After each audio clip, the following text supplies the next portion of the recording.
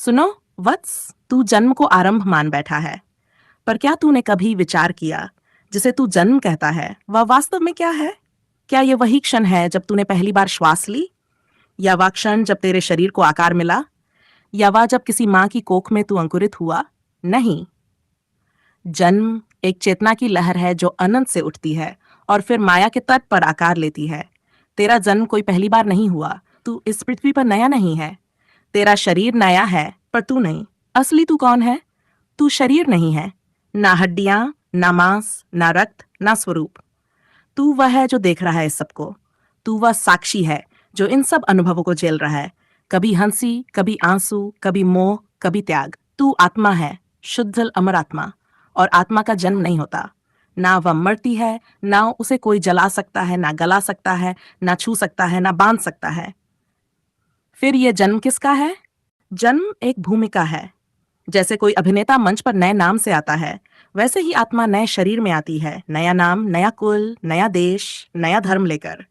पर याद रख, अभिनेता कभी पात्र नहीं होता। पात्र मर सकता है पर अभिनेता नहीं। तेरे लिए यह जन्म एक कहानी की अगली कड़ी है। तेरे अधूरे कर्मों की, तेरे अधूरे प्रेम की, तेरे अपूर्ण त्याग की। इस जीवन में जो मिल रहा है वह तेरा लिखा हुआ है। जो खो रहा है वह भी तेरे ही कर्मों की परछाई है। जब आत्मा मोह में पड़ जाती है, जब वह भूल जाती है अपने सत्य को, जब वह संसार को ही सब कुछ मान बैठती है, तब वह जन्म के चक्र में फंस जाती है। जन्म तब होता है जब सीखना बाकी हो, अनुभव अधूरे हो, प्रेम अपूर्ण हो, त्याग अधूरा हो, सत्य से संबंध टूटा हो। मैंने तुझे जन्म नहीं दिया, तेरे कर्मों ने दिया है। मैं तो बस देख रहा हूं कब तू मुझे फिर से पहचानेगा। जन्म केवल उत्सव नहीं है, ये एक परीक्षा है जिसमें हर क्षण तुझसे सवाल किया जाता है। क्या तू मोह में डूबेगा या विवेक में उठेगा? क्या तू नाम और रूप से चिपक जाएगा या आत्मा में स्थिर होगा? क्या तू मुझे संसार में ढूंढेगा या अपने भीतर? इस जन्म में तुझे बहुत कुछ मिलेगा, संपत्ति, परिवार, प्रेम, प्रतिष्ठा। पर यह सब क्षणिक है।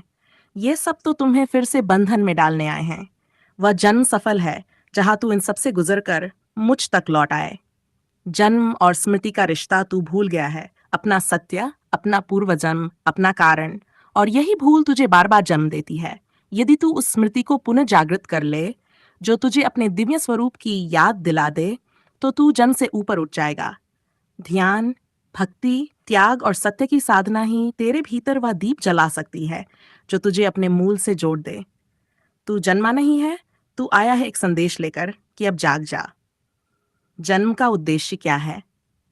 वह मनुष्य जो अपने जन्म का उद्देश्य नहीं जानता, वह जीवन भर दौड़ता है पर खाली रहता है।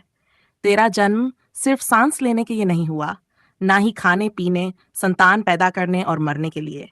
तेरा जन्म हुआ है अपनी आत्मा को जानने के लिए, अपने कर्मों को समाप्त करने के लिए, मोह को भस्म करने के लिए, सत्य की खोज में चलने के लिए, मुझ तक लौट आने के लिए। तू कोई साधारण जीव नहीं है, तू शिव का अंश है। तू वही है जो मैं हूं। फर्क बस इतना है, तू भूल चुका है और मैं स्मरण में हूं। वत्स, जिसे तू जन्म मानता है वह भी मरण है, पुराने स्वरूप का, पुराने शरीर का। और जिसे तू मरण समझता है वह भी एक नवीन जन्म का द्वार है। सत्य यह है, तू कभी मरा ही नहीं, तू बस बदलता रहा है। वस्त्र की तरह शरीर बदले, भावनाओं की तरह मन बदला, पर तू आत्मा वही रही। अब क्या करें इस जन्म में? तू खोज, तू प्रेम कर पर बंध मत, तू सेवा कर पर अहंकार मत कर, तू त्याग कर पर अभाव मत रख, तू साधना कर पर लक्ष्य मुझे बना।